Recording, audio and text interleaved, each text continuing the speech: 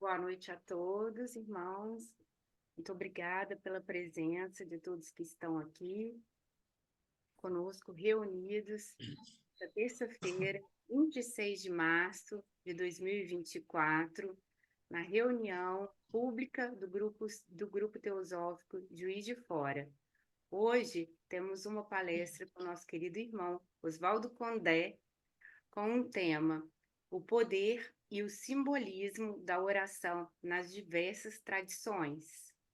Oswaldo é membro da Sociedade Teosófica, escritor e estudante formando em ciências da religião. Oswaldo, muito obrigada pela sua gentileza em nos atender. Muito obrigada pela sua presença, pela pesquisa. Irmão, então, está com você a palavra. Obrigado, Raquel. Obrigado pela presença de todos. Eu fico um pouco constrangido de fazer palestra para o Mariano, né? Porque ele é um dos grandes conferencistas da Sociedade Teosófica e um intelectual de peso, não é? De peso intelectual, naturalmente. Mas, então, vamos aqui a essa apresentação. O assunto é muito vasto e dá possibilidade de muitas abordagens, né? Mas nós vamos tentar dar uma visão mais ou menos geral sobre a oração nas diversas tradições. Então, eu vou pedir, por favor, Raquel, para colocar o primeiro slide, né?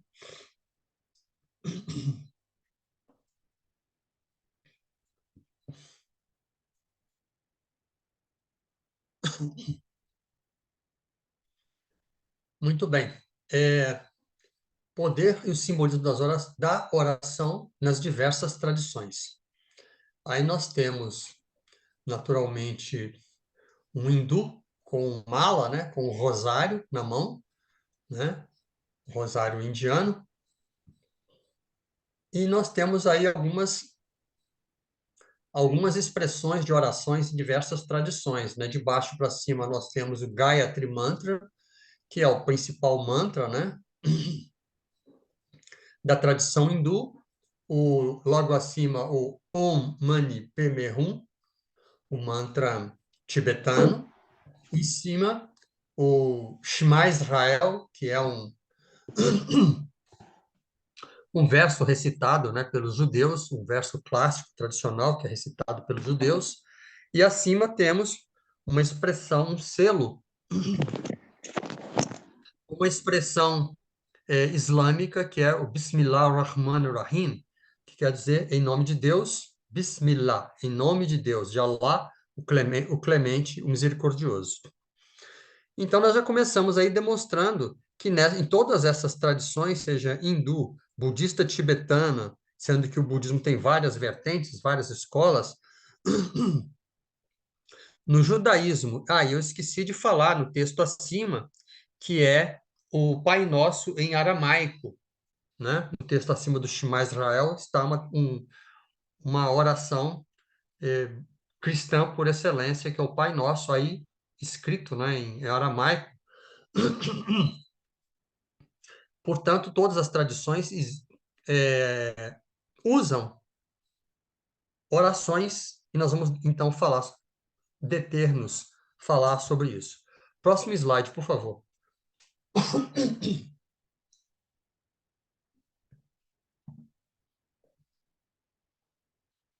Bom, o que é oração? E o que é meditação, né? Oração vem do latim oratio, né? Onis, que quer dizer discurso, linguagem, palavra ou prece. Isso é definição latina para oração. Já em Pali, que é uma das línguas sagradas usadas pelo budismo, que é uma língua falada, né? No Sri Lanka, no Ceilão, o termo usado para referir-se à meditação é bhavana, bhavana, que significa cultivo. O termo meditação foi utilizado como palavra para traduzir práticas espirituais orientais, referidas pelo termo dhyana no budismo e no hinduísmo. Dhyana é a palavra que vai dar origem, a palavra sânscrita que vai dar origem, está na raiz de chan, da palavra chinesa chan, que vai se transformar em zen na tradição do budismo japonês. Estudiosos notaram que o termo meditação, no uso contemporâneo, é paralelo ao significado do termo contemplação no cristianismo. Aí eu vou chover no molhado para o meu amigo Mariano, que é o que seria, quais são as correlações e conotações da oração e da meditação com uma expressão bíblica que diz que não se deve pecar em palavra, ação e pensamento. Não se deve pecar em palavra, ação e pensamento. Palavra, se nós formos levar essa frase, essa afirmação, ela envolve 3 aspectos: palavra, ação, pensamento. Na tradição hindu seria, palavra tem a ver com mantra. Ação tem a ver com asana, né? Até as palavras, tem uma similitude de palavras, mas a raiz, obviamente, são diferentes, né? Mas palavra, em sânscrito, seria mantra, né? Como oração, seria mantra. Ação, no yoga, seria o asana, ou o hasta, que é postura, posição. E pensamento seria a visualização. A visualização de quê? Depende da tradição. Se é budista, se é hindu, se é sufi, no Islã esotérico. Então, na tradição hindu especificamente, nós temos o mantra, né? O asana e a visualização, no caso hindu, que pode ser de uma mandala ou de um símbolo, que é yantra. Próximo slide, por favor.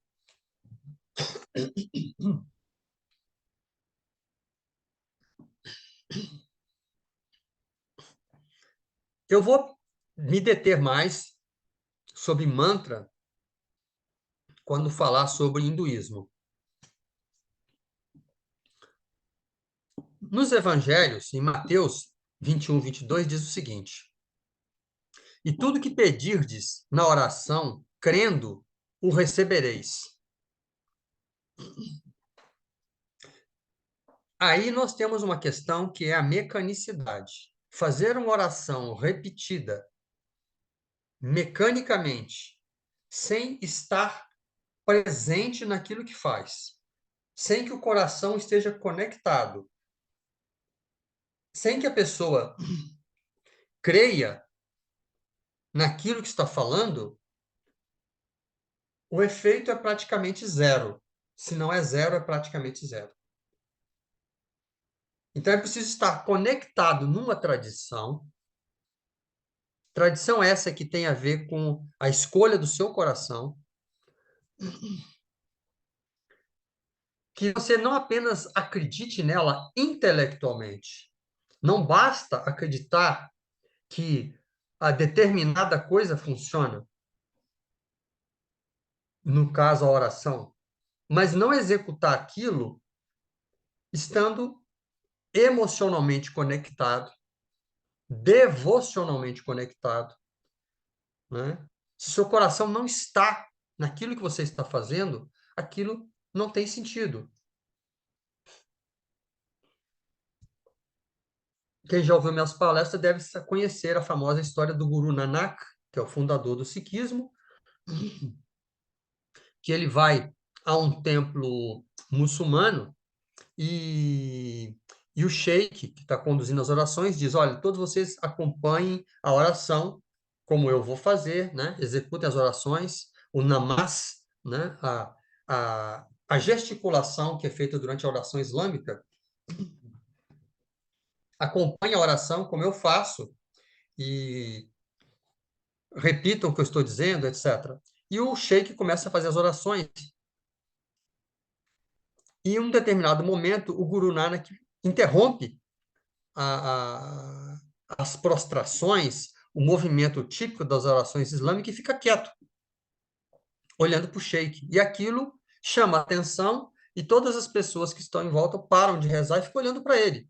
Aí o sheik percebe, quando as orações são feitas, o sheik fica de costas para o público. O sheik percebe que algo estranho está acontecendo, se vira e dá de cara com o Guru Nanak estacado, parado.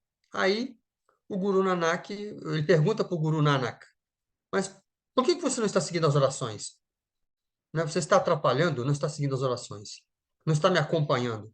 Aí o guru vira para ele e diz assim: não, eu estou acompanhando sim, senhor.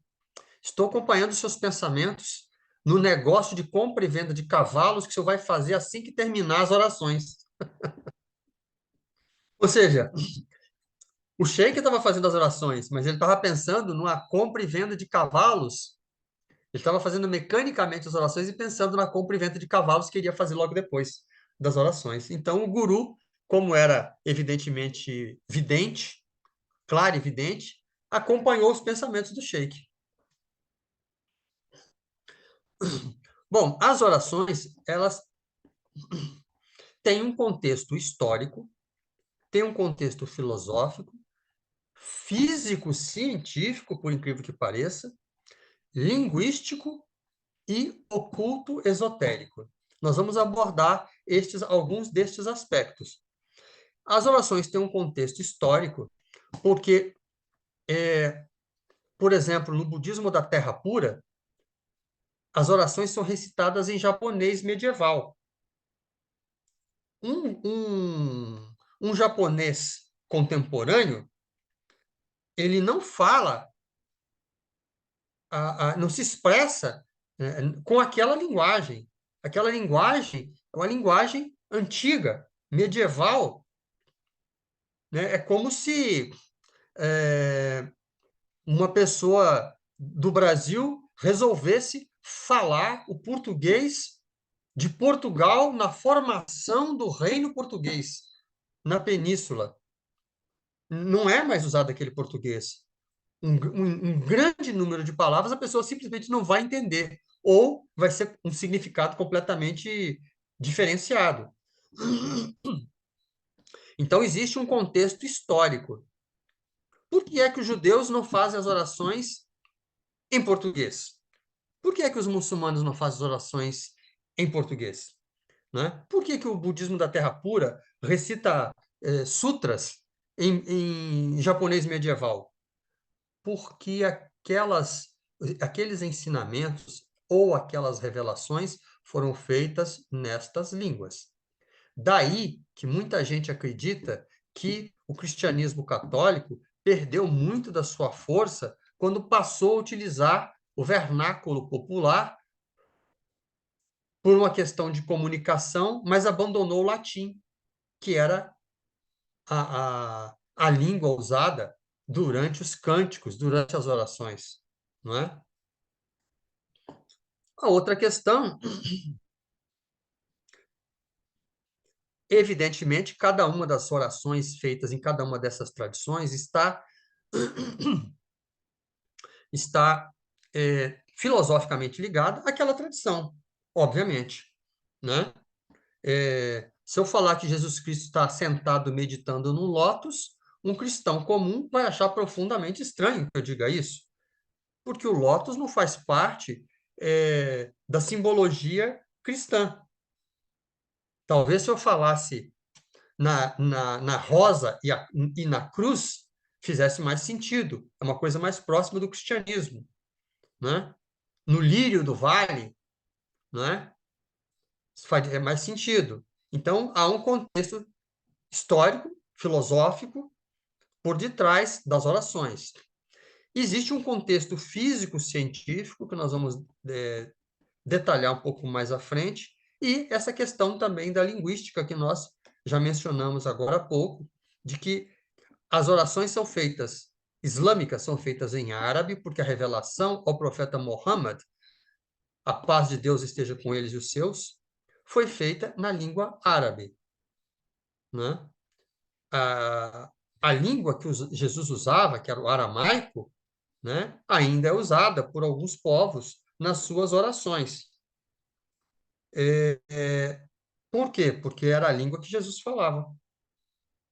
Também se diz, aí tem um contexto meio oculto, esotérico, que estas línguas antigas, ancestrais, tradicionais, a sonoridade delas é uma espécie de reverberação muitas oitavas abaixo do som cósmico primordial, porque para várias dessas tradições islâmicas, judaicas, cristãs, hindus, o universo foi constituído a partir da vibração do som. Próximo slide, por favor.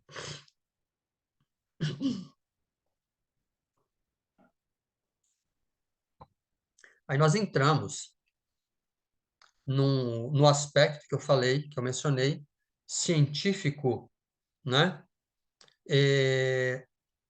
Existem muitas pesquisas em andamento, existem muitas pesquisas em andamento que mostram, ou pelo menos tendem a mostrar, que a oração tem um efeito físico, né? A oração, e isso está provado cientificamente, segundo essa pesquisa, né, atua em uma região do nosso cérebro que é o sistema límbico, especificamente na região mesolímbica, né, a via da recompensa. Próximo slide, por favor.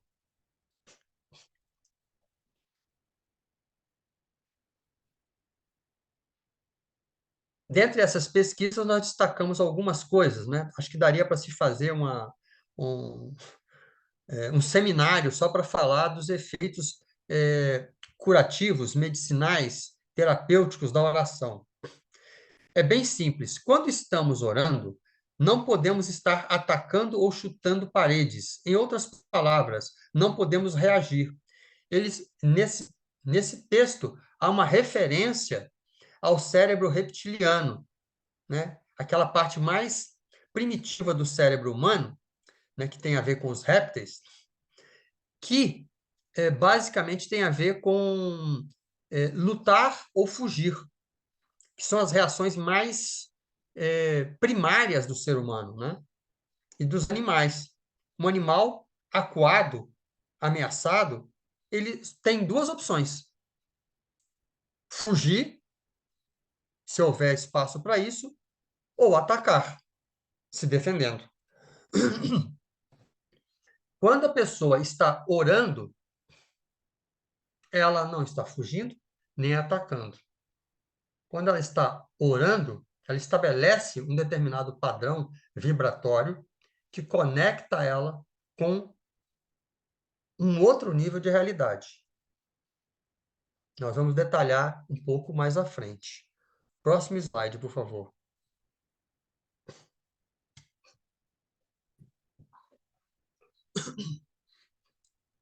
Há também pesquisas que apoiam a ideia de que a meditação e a oração, né? A oração seria uma forma de... A meditação você pode fazer sentada, em pé, andando, trabalhando, né? Na tradição Zen, tá aí o Mariano, que é casado com uma monja budista Zen, né? Eu costumo brincar que ele vai para o inferno porque ele desencaminhou uma monja. É, então, na tradição Zen, a iluminação, muitas vezes, o satori, acontece quando a pessoa está trabalhando na cozinha, varrendo o templo, limpando o jardim, limpando os banheiros, né? Porque a pessoa, no caso, o monge ou candidato a monge, ou o leigo que está meditando, não há uma separação. Ah, agora eu estou meditando, agora eu estou trabalhando. Não. Num templo é um local de permanente meditação, né? De permanente atenção. Há também pesquisas que apoiam a ideia de que a meditação e a oração podem desencadear a liberação de substâncias químicas no cérebro, que nos fazem sentir bem, ocitocina, né?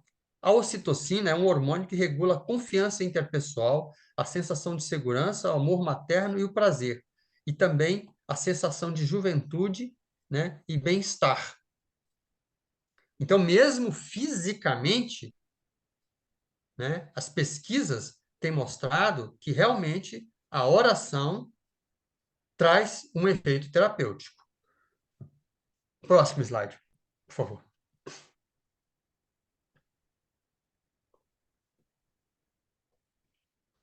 Bom, a oração, evidentemente, a meditação você pode fazer caminhando, andando, sentado, né?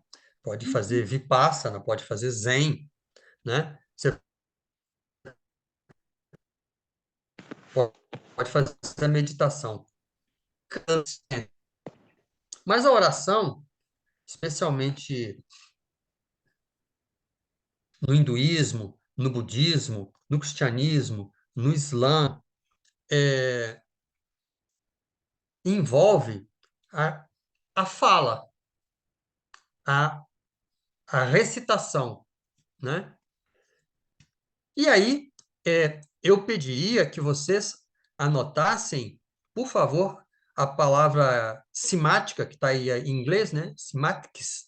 Anotassem essa palavra e procurassem na plataforma, né? No YouTube, né? Que é uma das plataformas, mas procurassem no YouTube e colocassem Simatics, né?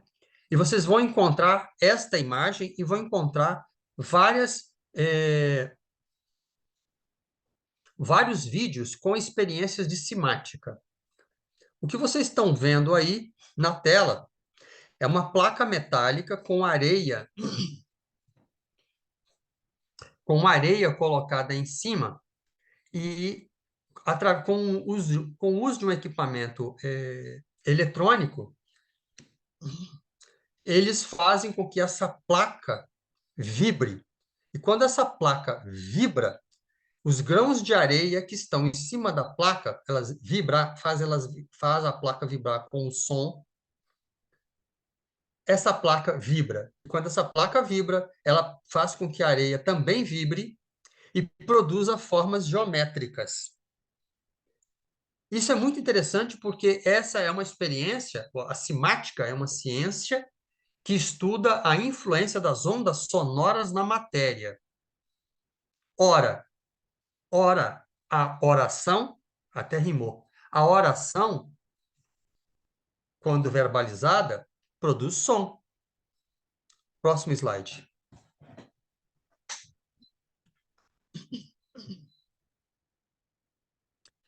Então, as experiências que começaram com Ernest Schladin, né, que foi um físico e músico alemão, ele descobriu essas placas chamadas placas de Schladin, né? Aí você tem uma foto dele.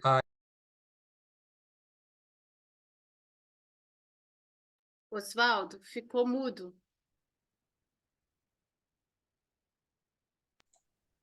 Perdão, Não voltou?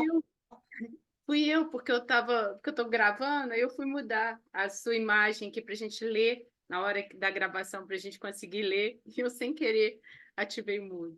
Desculpa. Tá, quando estiver faltando uns 10 minutinhos para terminar, você me avisa, por favor, tá? Tá certo, obrigada. Então, o Ernest Ladin, né, ele descobriu ele descobriu e descobriu ou inventou essas placas, né, que são placas metálicas, coloca areia, sal, um pó bem fino em cima e com um arco de violino ele faz passando na borda da placa, pode ser também de vidro, ele faz a placa vibrar. E quando a placa vibra, ele imagens produz imagens, desenhos geométricos. Próximo slide. Ele é considerado, por isso, né, o pai da acústica. As primeiras investigações, talvez, sobre acústica foram feitas por ele.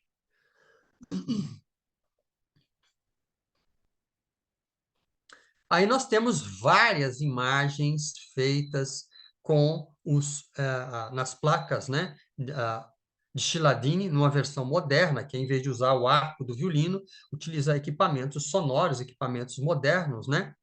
E eu sou fascinado, eu vou encomendar uma placa dessa de Chiladini, tem à venda nos Estados Unidos. Eu sou fascinado com essa pesquisa, porque ela faz uma coisa inacreditável, ela transforma, faz com que a gente possa ver o som. O que você está vendo em tela são várias placas com o som materializado. Isso é fantástico, porque na tradição cristã se diz que no princípio era o verbo estava com Deus e o verbo era Deus. Na tradição islâmica se diz kun, fayakun, né? Deus disse faça-se e foi feito, né? E aí nós estamos vendo que realmente a vibração do som pode organizar ou desorganizar a matéria. Próximo slide, por favor.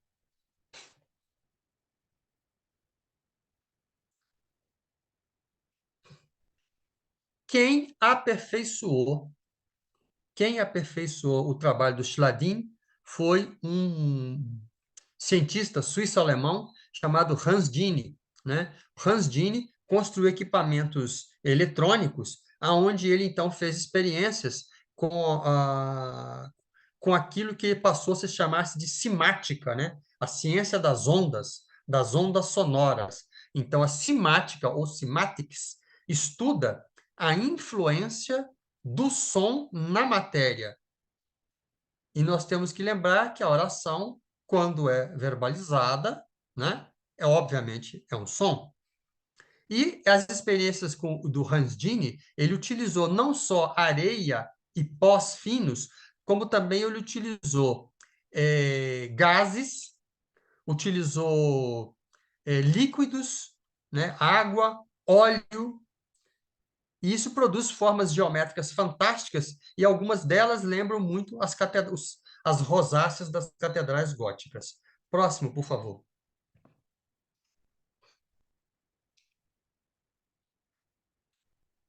Aí nós temos, olha que imagem belíssima, né? Que é feito com água e luz projetada atrás.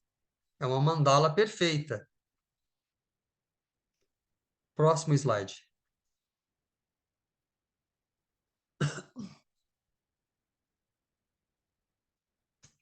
Bom, na doutrina secreta, logo na cosmogênese, né, inclusive, acho que uma ilustração que mostra que no início fala do vazio, né, que era um vazio cósmico, né, e esse vazio é representado por um círculo, e aí então acontece a primeira manifestação, que é um bindo, é um ponto que aparece no centro do círculo. O que vocês estão vendo e os hindus dizem o quê? Os hindus dizem que Om, o mantra Om, o pranava, né? O mantra Om é o que dá origem ao universo. O som Om é que dá origem ao universo. É a mãe de todos os mantras, né?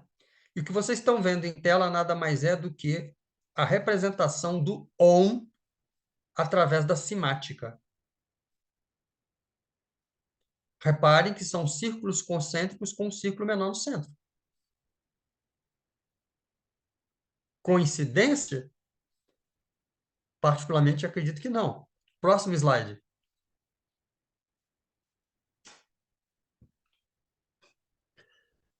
Esse também é uma representação aí com água, né?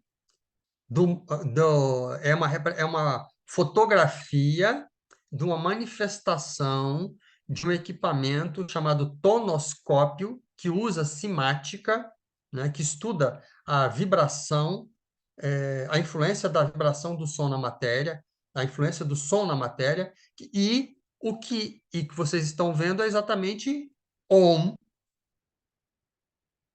projetado num líquido com luzes, né, atrás, né, da placa, para dar contorno, vamos dizer assim, para facilitar a visualização melhor da foto. Mas reparem, são círculos com centro com ponto. É um círculo com um ponto no centro. Exatamente o que é descrito na doutrina secreta na origem da cosmogênese. O grande vazio, e aí acontece a primeira manifestação, que é o ponto. Próximo slide. Lembrando, claro, que Om é uma oração, talvez a mais sintética de todas as orações, né? Próximo, por favor. Vamos falar um pouco sobre a visão oculta, né? Então, o que é egrégora? Vem do grego egrégoro, que significa velar, vigiar. E aí nós temos a expressão bíblica famosa, né? Orai e vigiai. Mantenha-te acordado, em estado de vigília. O que é egrégora no sentido ocultista mais comum? Egrégora no sentido ocultista mais comum é um campo de energia, é uma forma de energia criada ou sustentada por um grande número de pessoas. Então, quando nós estamos agora no jejum do Ramadã, né, e os muçulmanos oram 5 vezes ao dia. Quando 1,3 bilhão de pessoas, no mesmo horário, estão orando, isso gera um campo energético, isso gera uma egrégora gigantesca. Quando milhões de cristãos estão rezando no domingo, isso gera um campo energético gigantesco. E quando as pessoas estão naquele local adequado, apropriado, ou mesmo nas suas próprias casas, e elas executam aqueles rituais e fazem as suas orações, a oração é como se fosse uma chave, uma gazua, uma chave que abre uma comporta energética, que conecta o devoto com a amplidão daquele campo de energia.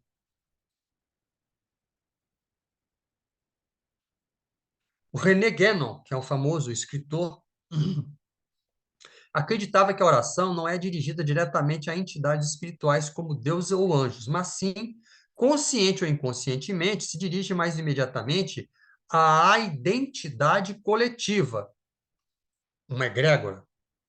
E é somente por meio desta última que ela se dirige à influência espiritual que atua através dela.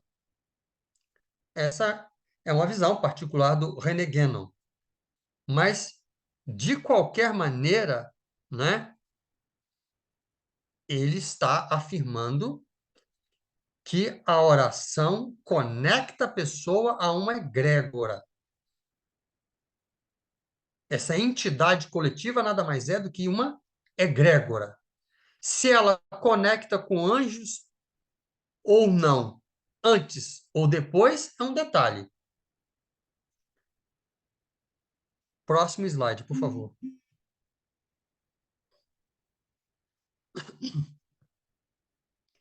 Não pecar em palavra, ação e pensamento. O que é não pecar em palavra? Não pecar em palavra não é só não invocar o santo nome em vão. É não usar as palavras de uma forma ferina, agressiva. Existe uma coisa que é chamado de, na tradição árabe, chamado de adab, que quer dizer cortesia espiritual. Então, aqui, nesse encontro, pelo menos, existe uma cortesia espiritual.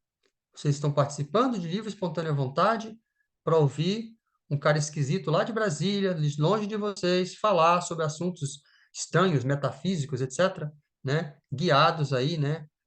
Apoiados aí pela Raquel, né? Então, falar coisas indecorosas, invejosas, desagradáveis, né, é pecar, né? Pecar é cometer um pecado, é errar o alvo, né? Como diria o Mariano, é errar o alvo, né? Pecar é errar o alvo. Então, vamos ter um pouco mais de atenção, né, com aquilo que a gente fala e com aquilo que a gente escuta, né? Porque existe uma grande poluição sonora, né, e que não nos acrescenta nada nos meios de comunicação em geral. Mas não pecar em palavra é fazer o quê? É fazer uma oração. Quem está orando está fazendo, não está pecando, está fazendo o contrário do pecado, está acertando no alvo. Está acertando no alvo que é a egrégora, está acertando no alvo que é o sagrado. Está se aproximando do divino, está se aproximando do sagrado. Seja qual for a tradição que a pessoa pertence, né? A tradição que a pessoa pertence, como diz Dom Juan, né, nos livros, né, de Castanheda, ele diz, né, um caminho que tenha coração. E aí nós vamos para o hinduísmo, tem a expressão que é mantra. Man quer dizer mente, tra quer dizer ferramenta. Mantra quer dizer uma ferramenta que protege a pessoa, né, do macaquear da mente. Quando a pessoa recita um mantra, ele pacifica a mente, ele acalma a mente. Pacificar a mente, né, é uma das definições de yoga, né? Não pecar em palavras, né? Você tem o mantra, que é normalmente uma frase curta, né? Ou uma coisa um pouco mais longa, como o Gayatri Mantra, ou você tem o bhajan. Bhajan quer dizer, são cânticos devocionais, né? Equivale, vamos dizer assim, ao gospel. Os cânticos gospel da tradição cristã, você tem o equivalente que é o bhajan, né? Então, não pecar em palavras, recitar os mantras ou os bhajans. Só um minuto, pessoal. Só um minutinho. Só um minuto.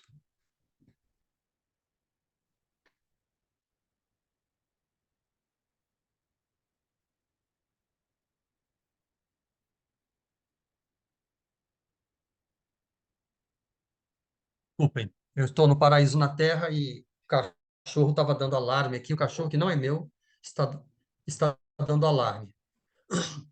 Bom, talvez você até escutem ele latindo aí. É, então, não pecar em palavras é recitar mantras na tradição hindu.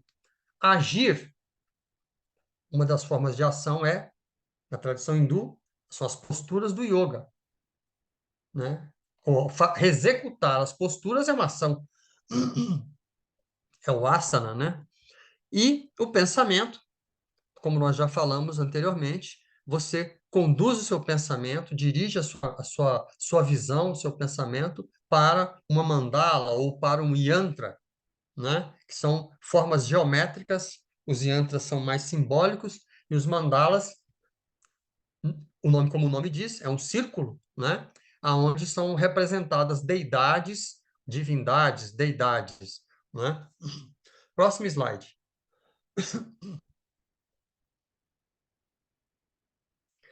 Bom, aí nós temos em tela um mantra que é recitado aí por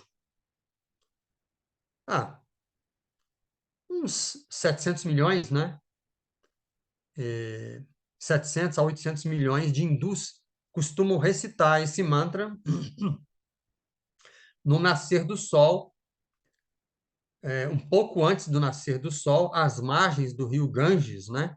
Que é esse mantra que é o Gayatri Mantra, né?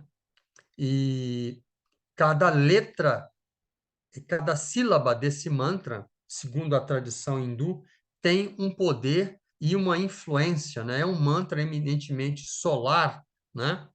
Dedicado que invoca Savitur, né? Uma manifestação do Sol, e começa naturalmente com Om, né, com o Pranava, né, que é a primeira letra do topo, à esquerda, e que é a raiz deste mantra, vamos dizer assim. Próximo slide, por favor.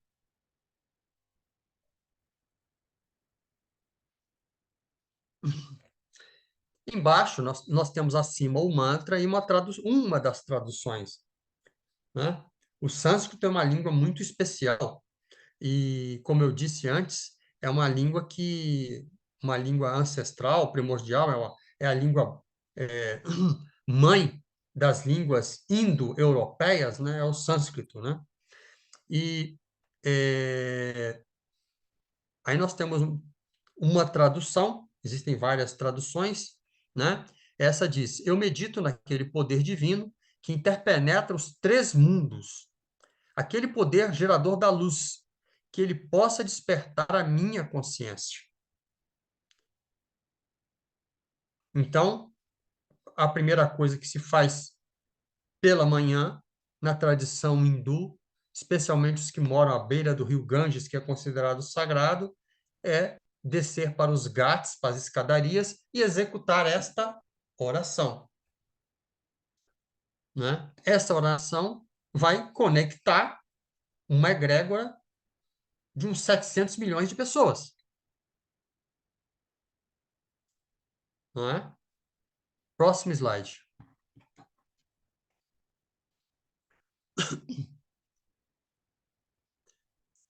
Este quadro é muito interessante porque os rishis, né, os estudiosos, os rishis, dizem que cada sílaba do Gayatri Mantra está conectado a uma parte do corpo físico. Tem uma representação, uma conexão com o corpo físico. Tem a ver, cada sílaba tem a ver, então, com está conectada a uma parte do corpo físico, né? E envolve determinadas energias. Você tem aí à direita, né, as energias e as forças, os poderes que essas sílabas envolvem ou despertam. Então, dentro da tradição hindu, não existe nenhum mantra superior ao Gayatri. E os hindus têm mantras para recitar para cada uma das diferentes deidades e para cada uma das diferentes ocasiões. E a música hindu, né, as ragas, música clássica hindu, a raga tem raga para o verão, para o inverno, para a primavera, para o outono. Tem raga para amanhecer, para o amanhecer. Tem raga para o entardecer, para o pôr do sol, para o anoitecer. A música clássica hindu é extremamente complexa e desenhada, né? Não é uma coisa aleatória, tem toda uma razão de ser. Por quê? Porque os hindus sabem que o som, a música, os mantras são reverberações em oitavas inferiores do som cósmico que deu origem ao universo. Som esse único, né, que seria o Om, que depois não só dá origem, dá origem que dá origem a todos os sons, né? Ele vai se multiplicando, se diferenciando e dando origem a todos os sons. E isso, evidentemente, se manifesta na oração. Próximo slide.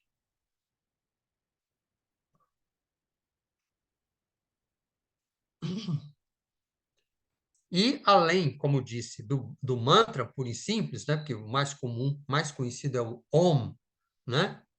Na tradição hindu, né?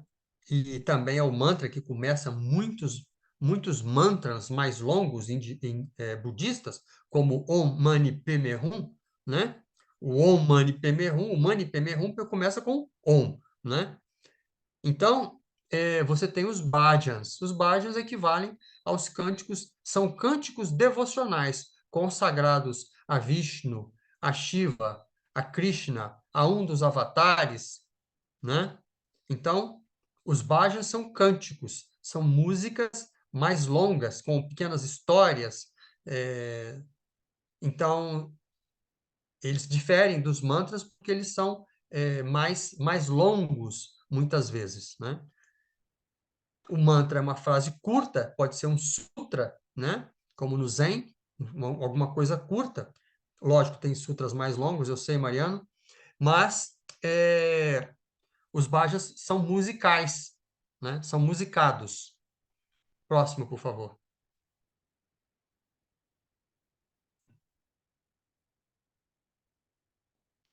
Aí nós temos a representação, como mostramos no início, né? O primeiro mantra é o mantra é,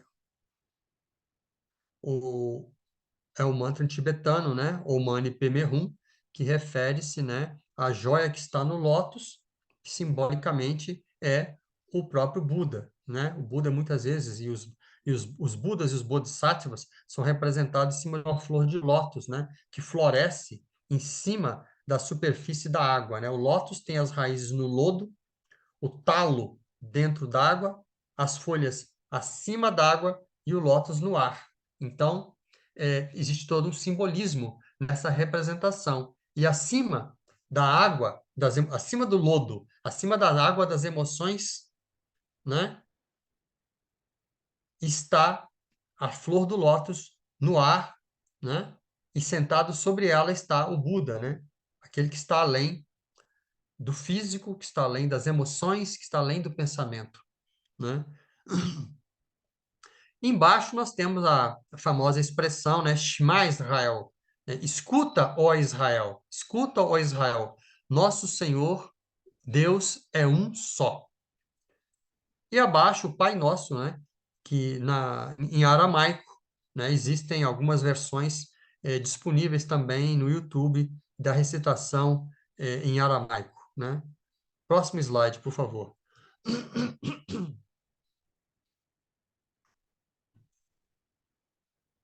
Eu coloquei aí também, para aquelas pessoas que são cristãs, já que nós não discriminamos ninguém, né? Sociedade Teosófica é uma sociedade de livres pensadores e que respeita a tradição religiosa de todas as pessoas. Nós colocamos aí, quem quiser copiar, pode copiar ou depois assistir, ou fotografar e copiar depois.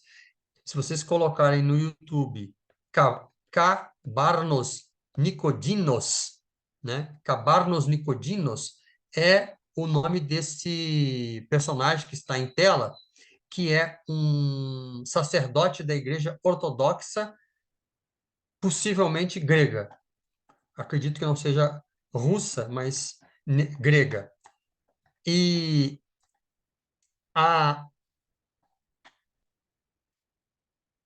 as apresentações dele cantando são realmente espantosas, né? Também no é, no YouTube você encontra um, uma apresentação de um padre da Igreja Ortodoxa grega, da Igreja Ortodoxa da Geórgia, chamado Father Serafim, né? Onde ele recita uma canção em aramaico na presença do Papa Francisco, né? É, é, o som é fantástico, fantástico. Aí você percebe o poder da oração. Mesmo quem não é cristão percebe o poder e a força da oração. Então, esse slide está aí como dever de casa para todos que queiram se aproximar mais ou conhecer de perto o poder das orações. Próximo slide, por favor.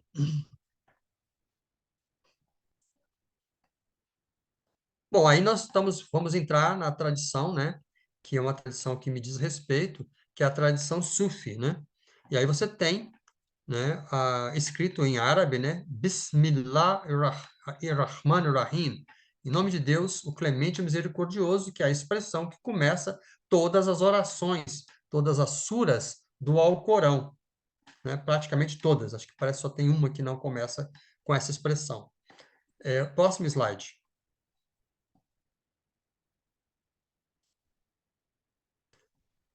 Então, no Islã, as orações seguem este ritual da esquerda, de pé da esquerda para a direita. Isso é chamado de namaz, né? Eu coloquei conexão porque conexão é a exata tradução da palavra salat. As pessoas traduzem salat como oração, mas salat quer dizer conexão. É uma oração, evidentemente, mas a tradução literal do árabe não é oração, é conexão. Ao fazer esta gesticulação que está mostrada na tela, começando em pé, né? Colocando a testa no chão, sentando, né? Terminando com as mãos dirigidas na direção, as duas mãos dirigidas na direção do rosto. Quando o muçulmano faz essa gesticulação, ele está fazendo e, logicamente, ele recita versículos do Alcorão. Ele recita as orações do Alcorão em árabe, né? Ele recita em árabe, ele faz as orações em árabe, como o judeu faz em hebraico, né? Isso é feito para estabelecer o quê? Uma conexão. Mas para fazer as orações, os muçulmanos têm algumas exigências. A primeira delas é que o corpo esteja limpo. Eu acho que isso vale para qualquer religião, né? Os hindus, inclusive, fazem o Gayatri dentro d'água, né? Dentro do Ganges. Eles se lavam no Ganges e fazem as orações, né? Simultaneamente, né? Então, não se faz oração sujo, não é? Fedido, como se diz, né? As pessoas acendem incensos, passam perfumes, né? Não se faz oração muçulmana sem tomar banho, sem fazer a lavagem ritual das mãos, do antebraço, do rosto, das orelhas, do nariz, da boca, da nuca, dos pés. Para fazer as orações, primeiro você tem que fazer essa limpeza ritual. A outra coisa é que a sua roupa não pode estar suja. Então, o corpo tem que estar limpo, a roupa limpa. O local onde você vai fazer as orações tem que estar limpo. Não se faz oração no lugar sujo. Não se faz oração dentro do banheiro. A outra coisa para o muçulmano, isso tem que estar voltado na direção de Meca. Isso é chamado de Qibla. E a última delas é a intenção. A pessoa faz a intenção, né? Ó Senhor meu Deus, eu quero fazer as minhas orações, aceite as minhas orações. Então, essas são as exigências básicas para fazer as orações do ponto de vista islâmico. Próximo slide, por favor.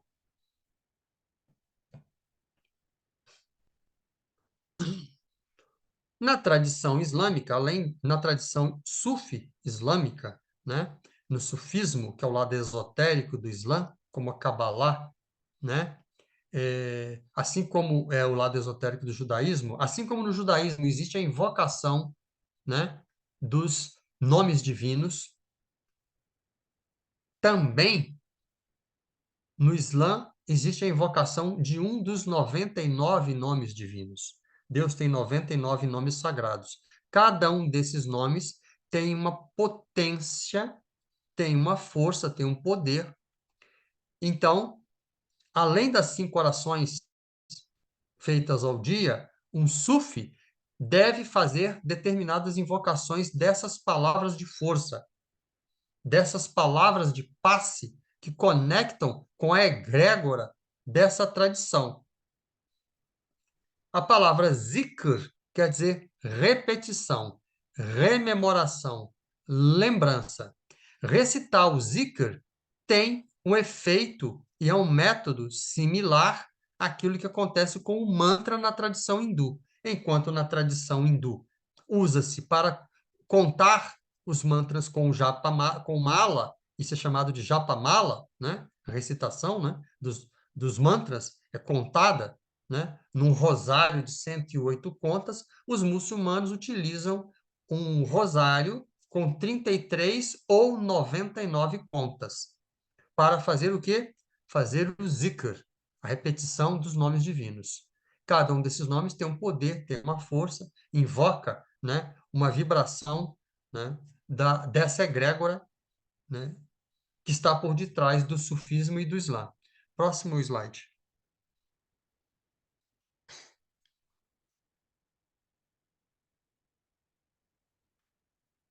Então, se no hinduísmo você tem o não pecar através do mantra, usando a palavra, no Islã você tem o não pecar através do zikr, das repetições das suras do Corão e do zikr, e você tem também não pecar através da ação, obviamente não cometer atos insanos, atos delinquentes, como também você tem as meditações em movimento.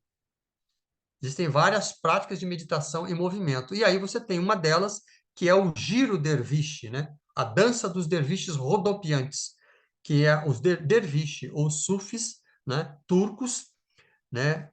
Que os derviches, ou sufis turcos, ou derviches, esta ordem que usa a dança como forma de meditação, né? É uma espécie de tai chi sufi, né?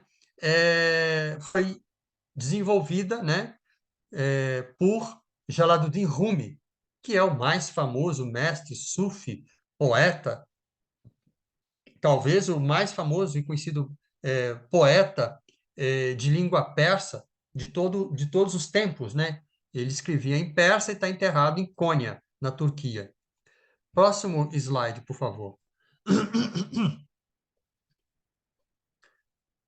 E, evidentemente, quando a pessoa está recitando essas palavras, fazendo zikr, existem também técnicas de visualização, né, de meditação, visualizando cores e letras, né, e letras e palavras localizadas. E aí você tem, nessa figura representativa, a palavra está escrito da direita para a esquerda, né, para quem não lê árabe, está escrito Allah, ou seja, está escrito Deus. Então, esta pessoa está meditando e escrevendo o nome de Deus no coração. Olha que simbolismo bonito, né? Meditar, né, no coração. A Blavatsky fala, né, na doutrina do olho e na doutrina do coração. Diferença entre a doutrina do olho e a doutrina do coração. E aí existe uma escola sufi chamada Naqshband. Naqsh quer dizer desenhadores. Aqueles que desenham. Desenham o quê? Desenham o nome de Deus no coração. Próximo slide.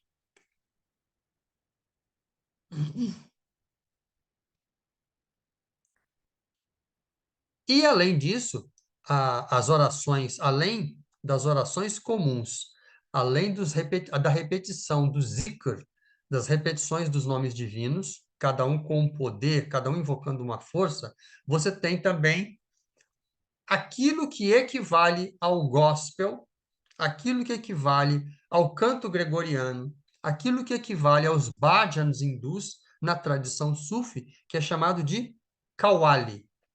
Qawwali, né, é a música sufi.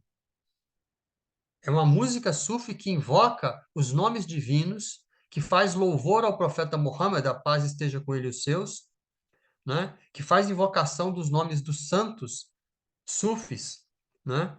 E esse, nós temos na tela um conjunto de qawwali, né? E esse que está com a mão à direita da tela, com a mão estendida, é o Nusrat Fateh Ali Khan, que é considerado o rei do qawwali. Ele já faleceu e a família dele fazia qawwali, esse tipo de manifestação cultural que é típica do norte da Índia e do Paquistão, há mais de 200 anos.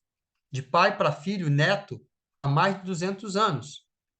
É uma tradição musical fascinante, né? Familiar, e ele esteve pelo menos uma vez no Brasil, em São Paulo. Se apresentou, acho que a TV Cultura, inclusive, filmou essa apresentação. né? Do Nusrat Fateh Ali Khan se apresentando em São Paulo, o rei do Qawwali.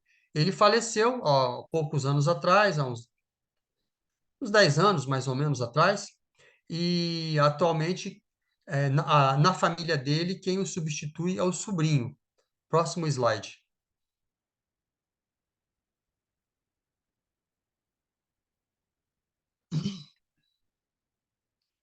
Está aí o sobrinho do Nusrat, né, que é o Rahat Fateh Ali Khan, né? Esse é o sobrinho do personagem anterior, que continua a tradição musical do Qawwali, né? Das músicas que invocam os santos, o profeta Muhammad, a paz esteja com ele, que invoca os nomes divinos, né?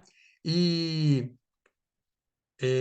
há poucos anos atrás, né, é um fato muito triste isso, um personagem um famoso cantor de Qawwali do Paquistão foi assassinado por fanáticos pseudo-muçulmanos fundamentalistas, né? Por que é que os fundamentalistas, pseudo-fundamentalistas, né? Porque fundamentalista é quem vai no fundamento. Essas pessoas, na verdade, são pessoas que distorcem, são criminosos que distorcem a religião, né? Por que que eles não gostam de música? Por que que parte desses pseudo-muçulmanos fundamentalistas não gostam de música? Por que que o Talibã proíbe música? Porque a música pode produzir estados alterados de consciência. E eles querem ter monopólio da religião, da versão distorcida que eles têm da religião.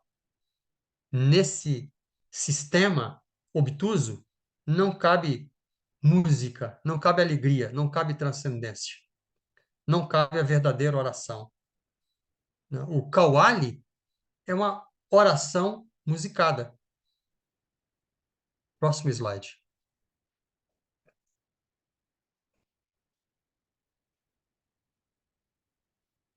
Eu acho que nós terminamos.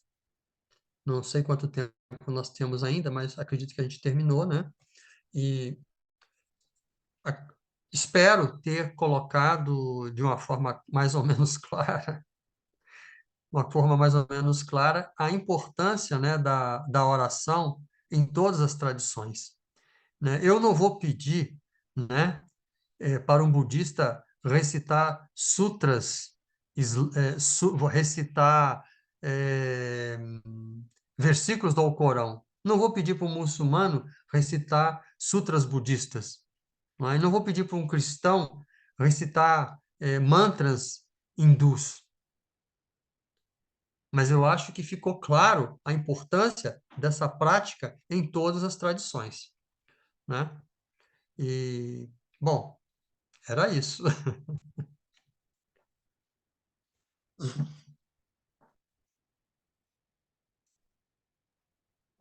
Parabéns, meu irmão, gratidão, que palestra linda. E foi quem trouxe esse tema que gostaria, né, na verdade nem está aqui, até perguntou se eu iria gravar, não pôde ficar aqui, mas nas nossas reuniões administrativas, uma irmã nossa sugeriu esse tema, eu até acho que eu te falei, né, que ela gostaria muito de estudar e saber mais sobre esse tema, oração. A gente fala muito, estuda muito sobre meditação dentro da sociedade teosófica, mas escutar como você trouxe sobre oração fez toda a diferença. Muito lindo. Eu tenho uma pergunta, mas eu estou vendo que a Margarete já está com a mão levantada.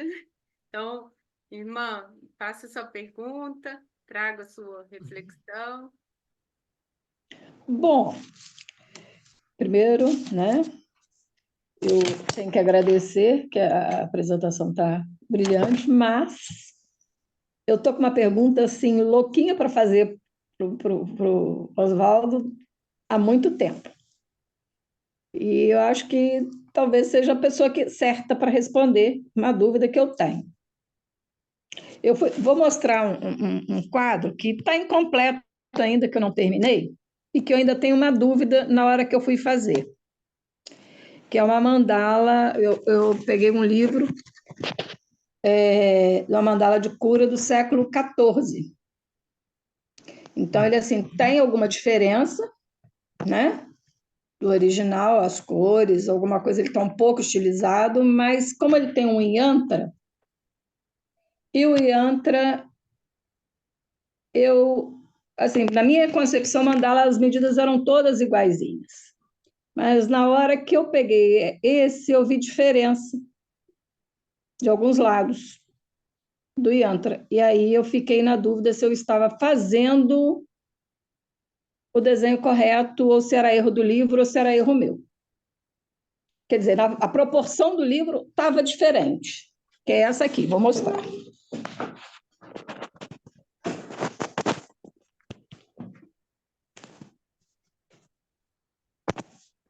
Espera aí. Eu tenho que virar. Não, é para cá. Tá no telefone, tá? Dá para ver? Espera aí. Se você... Essa aqui. Essa aqui que eu pintei, vendo. será que dá para ver? Quer dizer, todos esses quadros são meus, mas esse yantra aqui, será que consegue visualizar? Deixa eu ver. Olha só. Eu tô vendo. Tem uma flor no centro, né? Possivelmente um lótus, talvez. Sei lá, é esse aqui. Só que aqui, É, esses lados aqui, ó, não são, esse lado e este, eles não têm as mesmas medidas, eles não estão certamente, assim, exatamente alinhados, sabe? E aqui, ó, na hora que você vem aqui, este lado com este, esse está mais certinho, mas esse aqui com esse já não está, ou esse aqui com esse tem uma pequena diferença de meio centímetro mais para lá ou mais para cá. Eu fiquei na dúvida, sabe? Eu vou perguntar isso para o Oswaldo, eu teria que ver Ah, uma foto. Aí você pode mandar para Raquel, mandar uma foto para Raquel do original do livro e manda o da eu parede. Você não tem? tenho. Sim. Então, manda uma foto do original do livro e o da parede, manda para mim, que eu posso dar uma olhada e para ter uma ideia mais precisa, né? É porque possivelmente essa diferença pode ser uma diferença pequena que o artista na hora de fazer é, não observou. Pode ser, né? Pode, né? Agora aí teria que olhar o original para ter uma ideia a que o Yantra é consagrado, né? Para tentar descobrir a que o Yantra é consagrado, né? Se eu não É, souber, eu pergunto para o Mariano. Então, tá, mas aí, deixa eu te falar, ele é basicamente uma mandala inspirado no... É atribuído a Satya Sai Baba. Deixa eu ver se eu consigo achar. Bom, eu tenho ele aqui, daqui a pouco eu acho ele. Depois depois. você me Eu manda mando. para você achar e eu encaminho para o Oswaldo. Você me manda o Tá, livro e manda a foto do quadro. Tá bem? Porque Obrigada. senão vai tomar um pouco de tempo, né? É. Mais alguém? Mais alguém quer trazer alguma reflexão, alguma dúvida? Eu vou trazer a minha, então. mas outra dúvida não, assim, né? Eu ainda tenho dificuldade de guardar os nomes, mas a explicação foi muito bem feita. Não deixou dúvida, não. Entendeu? Até acrescentou muito Trazer a e minha. fiquei muito feliz. Muito obrigada. Obrigada, Margarete. Bela pintura, obrigado. Então, Oswaldo, você estava falando da pronúncia, né? E da correlação do som do mantra no corpo, né? Você até colocou a foto do mantra do Gayatri, né? E daquela Uhum, explicação da energia, né? Onde ativa no corpo. uhum.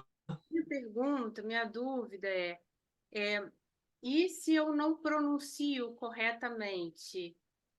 Existe, então, se eu não sei sânscrito, eu não consigo pronunciar, ou alguém que não, ou o árabe, por exemplo, o aramaico. Existe, então, uma, uma, uma perda de eficácia? Entendeu a minha pergunta? Entendi sua pergunta, sim.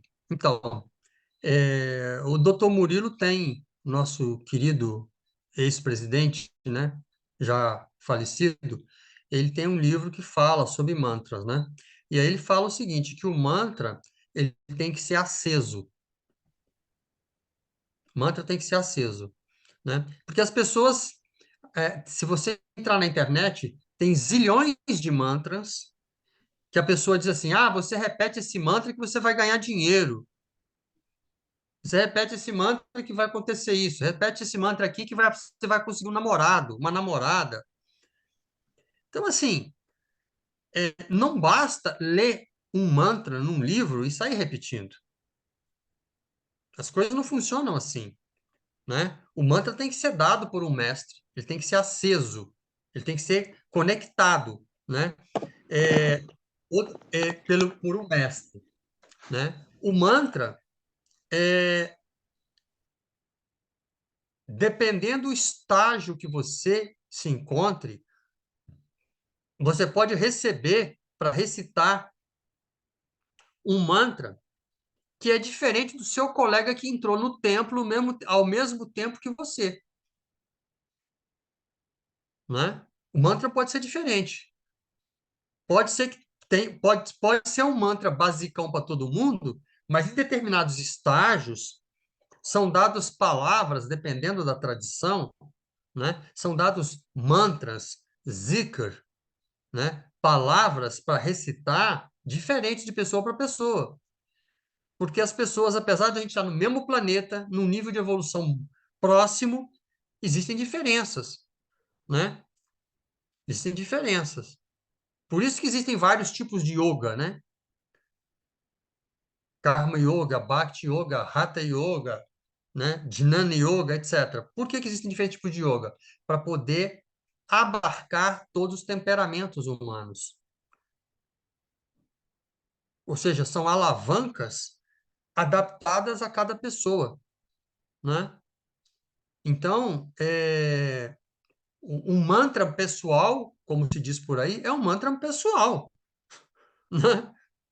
O nome já está dizendo. Agora, evidentemente, quando você é instruída por um mestre, né? Aí ele vai dizer para você como é o mantra, como o mantra é recitado. Como é que se faz a recitação? Mesmo que você não fale sânscrito, né? De A a Z, né? Mesmo que você não fale sânscrito, mesmo que você não fale budismo japonês medieval, né? Ele vai dizer para você como é que você recita, né? é, sei lá, no budismo tibetano, Om Mani Padme Hum, né? Ou Namu Amida Butsu, né? Então ele vai dizer para você como é que você faz as recitações, né? Agora, como eu disse, recitação mecânica não funciona. Não funciona, né? É, existe uma história sufi, né, a respeito dessa questão da recitação, né, que um célebre professor foi fazer um passeio de navio, desembarcou numa ilha isolada e ele era um professor, né, de alto nível, assim, gabaritado e tal, e ele viu uma pessoa sentada debaixo de uma árvore fazendo um zikr, recitando um dos nomes de Deus, né? E essa pessoa estava lá fazendo as orações e recitando os nomes de Deus lá em árabe, usando o rosário, o tasbih, o rosário árabe, o masbah, ou tasbih, para fazer as orações, contar as orações. Ele estava recitando. E aí o professor chegou e viu ele recitando e falou: Não, não, não, não é assim. Essa palavra está errada. Você não se recita dessa forma. O senhor está falando errado. Sua entonação está errada, não está correta. E chamou a atenção fortemente dessa pessoa, né? E essa pessoa, então, humildemente agradeceu o ensinamento que o cara deu, e o professor, todo arrogante, saiu com o nariz em pé, voltou para o barco e foi embora. Aí o barco se afastou da ilha, né? Já estava aí, sei lá, uns 150, 200 metros na água, longe da ilha. De repente, o professor ouviu um grito: Ei, professor, professor, professor!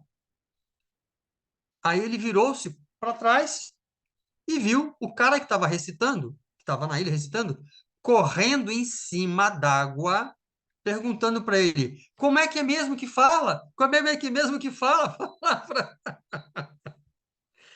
Então, não é só a questão de repetir mecanicamente.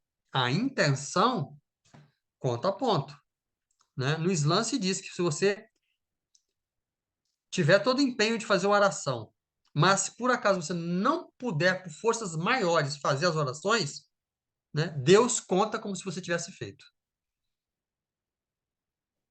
Né? Então, essa questão da entonação é importante, da recitar a palavra certa é importantíssimo, claro, né? Mas você vai receber isso, não é de um livro, você vai receber de um mestre, né? E ele vai dar para você a palavra e vai transmitir para você também uma bênção, um poder espiritual. Como aquela imagem, né, que você colocou da oração a partir do coração.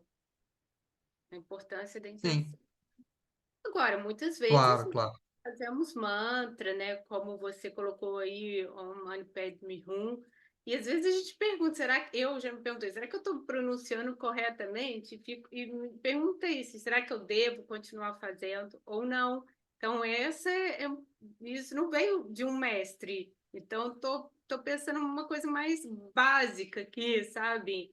Entre nós, no nosso dia a dia. Ou não devo fazer? Seria até a pergunta.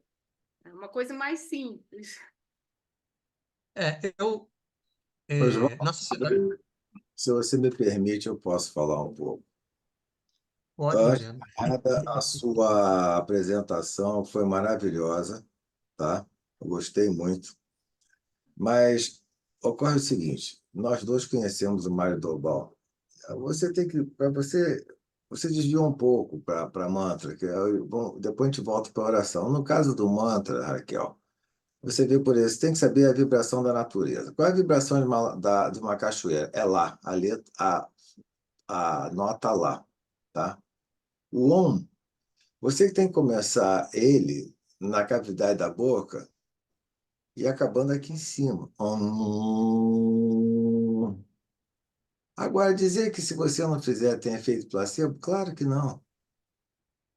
Porque alguns budistas tibetanos, eles ficam, eu achei, desculpe o termo, mas achei meio ridículo, eles ficam aí, Om Mani Padme Hum, Padme Hum, Padme Hum, uma coisa acaba virando mecânica. E depois tem um determinado centro aqui em Brasília que eles anotavam, fiz 10.000 vezes, fiz 20.000 vezes.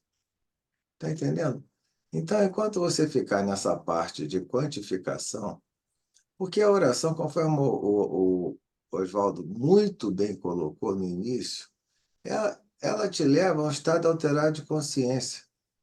Mas você tem que ter aquele princípio yogi, que quando você estiver comendo, coma, andando, ande, nadando, nade, correndo, corra. Ele também colocou muito bem o sheik que estava lá orando, pensando em outra coisa.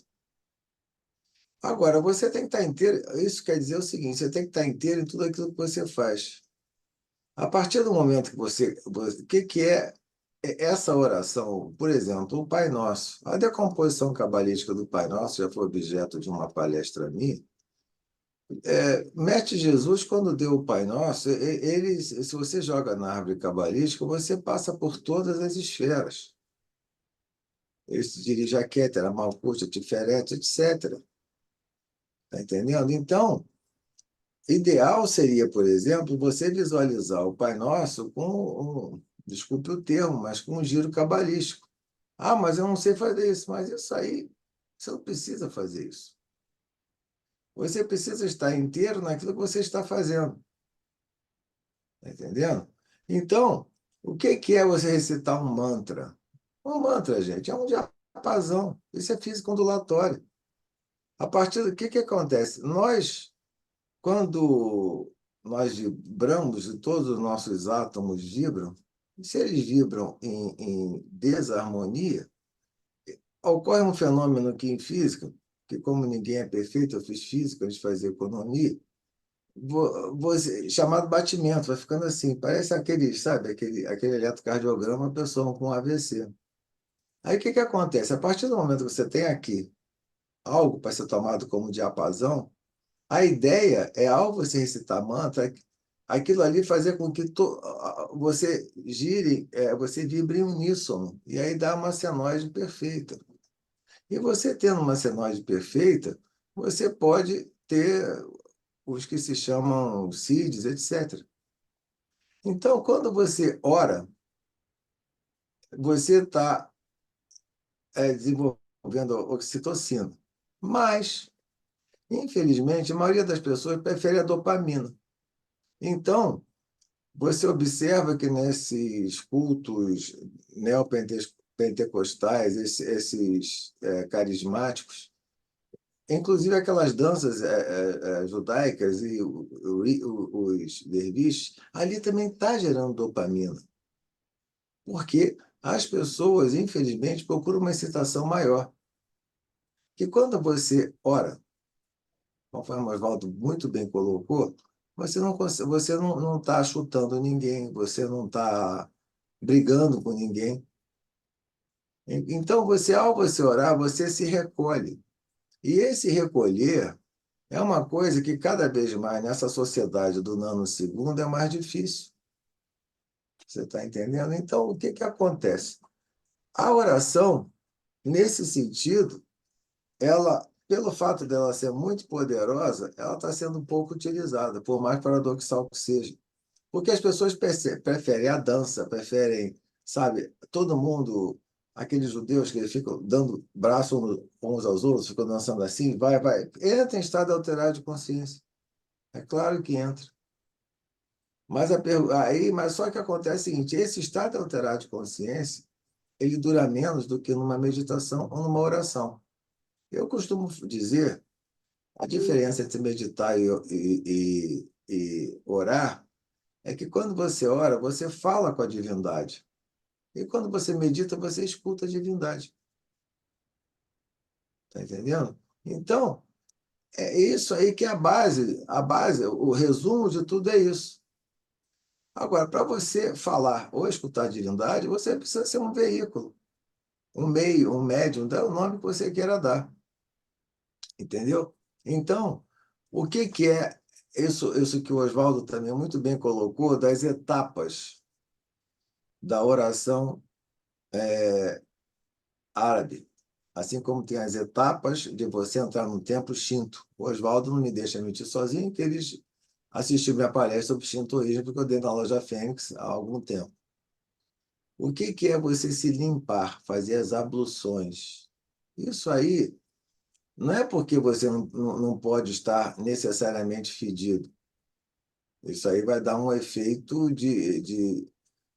ruim para quem está ao seu lado, mas está entendendo? Isso aí é porque a partir do momento que você faz uma limpeza externa, você está começando a tentar fazer uma limpeza interna para você estar num estado de consciência que lhe permita fazer oração. É simples assim, é só isso. Então, voltando. Nós, de um modo geral, nós não vibramos todos os nossos átomos, todas as nossas células em uníssono. Nós temos o que é o fenômeno físico chamado batimento. E a ideia de mantra é fazer com que eles vibrem, na medida do possível, em uníssono. E orar, falar com a divindade, meditar, é você escutar a divindade. Por que é um mantra pessoal? Isso aí é do Maharishi Mahesh Yogi, que foi o guru dos Beatles, que ele introduziu no Ocidente a meditação transcendental. Aí dizia que cada um tinha seu mantra pessoal. Gente, isso aí, é, eu acho isso de uma arrogância, que o Oswaldo falou muito bem. Quem dá um mantra pessoal para alguém é alguém que seja próximo à iluminação. Tá entendendo? Porque eu tenho que saber que quem quer que está me olhando tem que ter uma ideia primeiro de quê? Da vibração da pessoa, ou a vibração que seria melhor para a pessoa para chegar numa etapa de iluminação por uma via digamos assim, de menor esforço. Meu Deus do céu. Tá entendendo? E vocês podem observar que todo mantra, teoricamente, pessoal, tem M, tem N, tem B, tem porque tem que vibrar. Você tem que vibrar para você emitir um mantra qualquer. Agora, se você, volta a lhe dizer, você pode saber, sabe, línguas mortas e semiconscientes, tá entendendo? Mas se você não tiver inteiro naquilo, não vai adiantar rigorosamente nada. Por que que faz no original? Porque é óbvio, todo mundo ao fazer no original, aquilo ali já cria um campo energético que quando você pronuncia aquilo, você quase que entra naquele campo.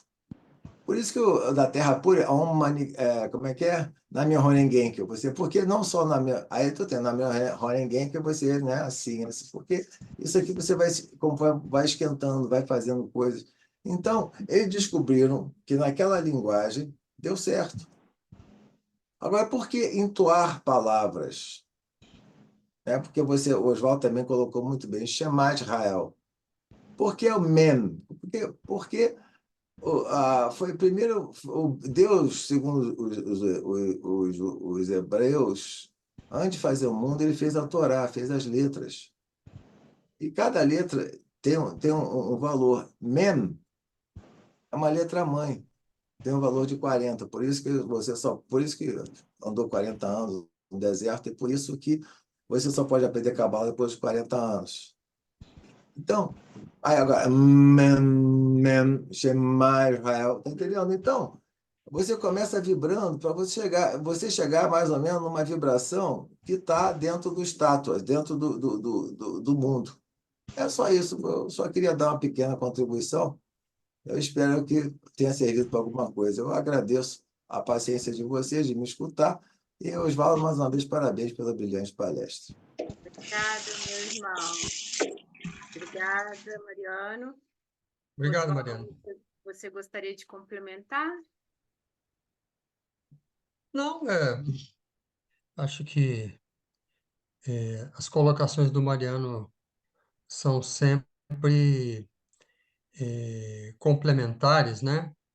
Então, não tenho nada a acrescentar. Eu só vou pedir perdão que, se alguém tiver alguma última pergunta ou observação para fazer, porque eu ainda estou de jejum.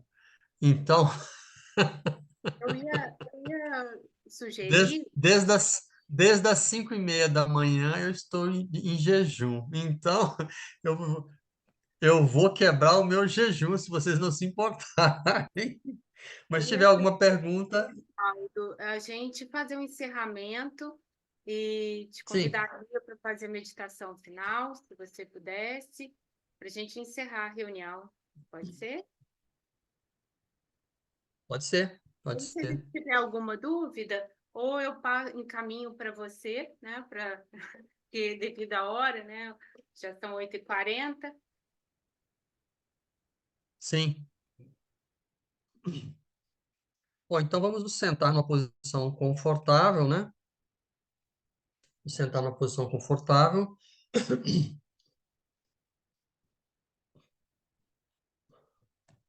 Semicerrar os olhos.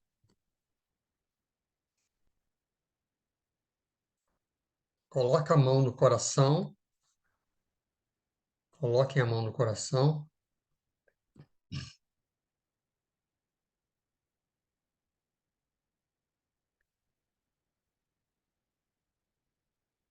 Sinta o batimento cardíaco.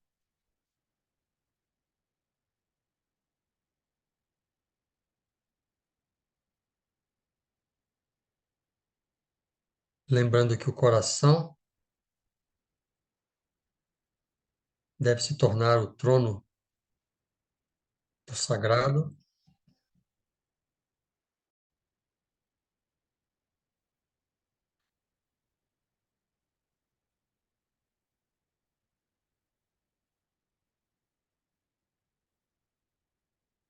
Tente visualizar no coração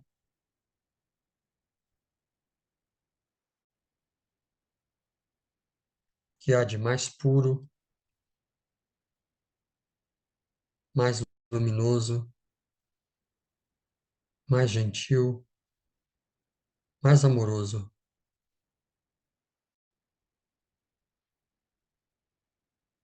Os reflexos do sagrado, do divino em você mesmo, pois ele está em todos os lugares.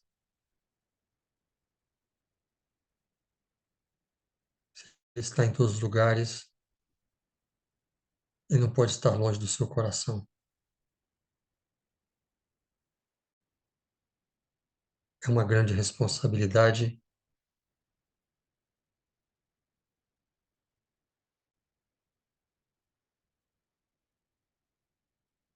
e um sinal de respeito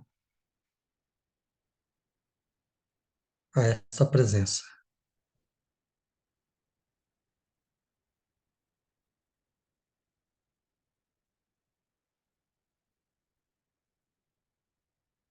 Respire suave e profundamente.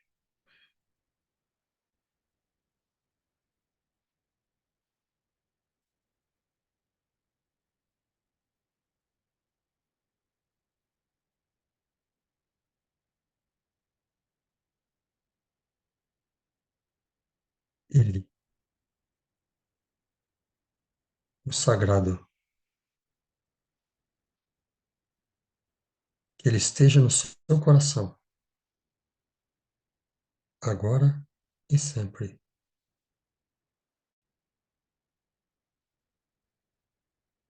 Om. Om. Om. Om. Om.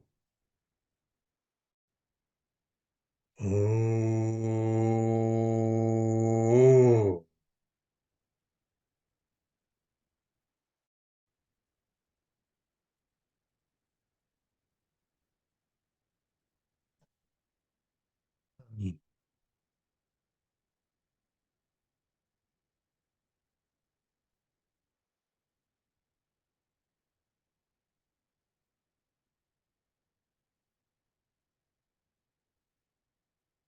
Abrindo os olhos suavemente,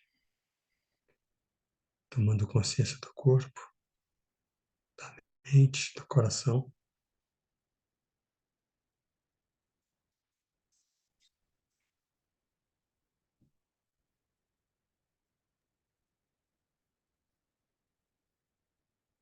Shukran, Jazila. Muito obrigado a todos.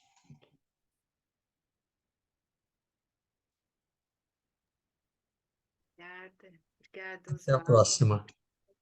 Palestra maravilhoso. Gratidão. Encerramos. Tchau. Tchau. Boa noite. Boa noite.